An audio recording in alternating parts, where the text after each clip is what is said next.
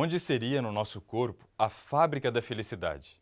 Parece estranho a pergunta, mas é isso mesmo que eu falei. Nosso corpo tem um órgão que poderíamos dizer que é uma usina de produção de felicidade. Já sabe de quem estamos falando? O hormônio da felicidade é conhecido pelo nome de serotonina. Ele tem muitas funções no nosso corpo. A mais conhecida é seu papel como neurotransmissor. Os impulsos elétricos gerados pelo nosso cérebro precisam dos neurotransmissores para ser conduzido até a região onde irão cumprir a sua função. Os neurônios não estabelecem contato físico entre si. Existe um espaço entre eles. Esse espaço é conhecido como fenda sináptica. Um neurotransmissor serviria como uma ponte fazendo a ligação entre esses neurônios, permitindo a passagem do impulso elétrico. A serotonina ainda tem muitas outras funções a cumprir.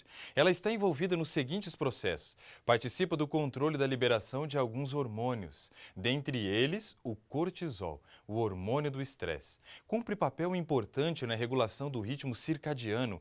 Este ritmo é o responsável pelo controle do nosso organismo durante as 24 horas de um dia. Tem correlação com o controle do sono, já que ela pode ser usada pelo organismo depois do pôr do sol para produzir a melatonina durante a noite. A melatonina é o hormônio do sono e sem ele uma pessoa não dorme. Esse é um dos fatores que dificulta o sono em pessoas idosas, já que elas produzem menos melatonina do que os mais jovens. Influencia o controle da libido. A libido é quem dita o interesse sexual que você tem pelo seu companheiro ou pela sua companheira. Quando existe uma disfunção na produção da serotonina, a pessoa quase que perde totalmente o interesse sexual pelo companheiro, e essa condição é mais comum do que imaginamos. Ainda está envolvida no controle da dor. Quando a serotonina está abaixo do normal na corrente sanguínea, o cortisol se eleva. Todas as vezes que o hormônio do estresse aumenta e se mantém elevado, nós sentimos mais dores. Os processos inflamatórios pioram, assim como as crises alérgicas.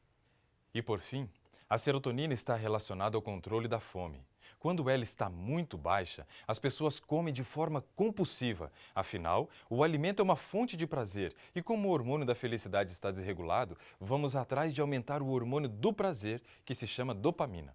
O problema é que os alimentos que produzem prazer quase que instantaneamente geram vício e são muito prejudiciais à saúde. São eles o açúcar vindo de um doce ou o arroz branco, ou até mesmo o pão branco, e ainda pode ser uma massa feita de farinha branca.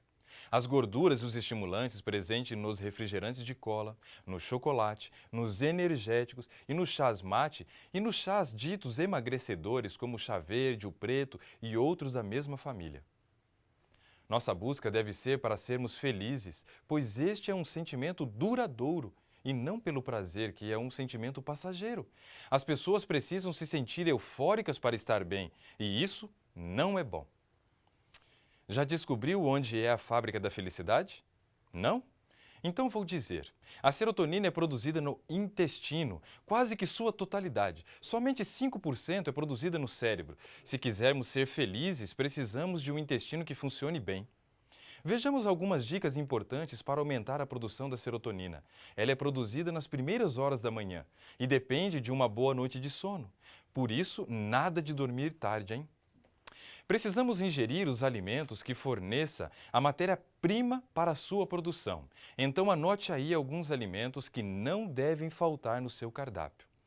Castanha de caju, castanha do Brasil, avelã, lentilha, grão de bico, o arroz integral, espinafre, o mel e a banana. Coma pelo menos 2 a 3 destes de manhã. Lembre-se, você não deve exagerar no consumo de nenhum deles. Comer demais é falta de temperança. Faça pelo menos 15 a 20 minutos de exercício no começo da manhã. Tome sol pela manhã, 15 minutos já é o suficiente. Você pode tomar este sol enquanto se exercita. Não ingira estimulantes. Eles causam uma falsa sensação de prazer e diminuem a produção da serotonina. Agora é só praticar.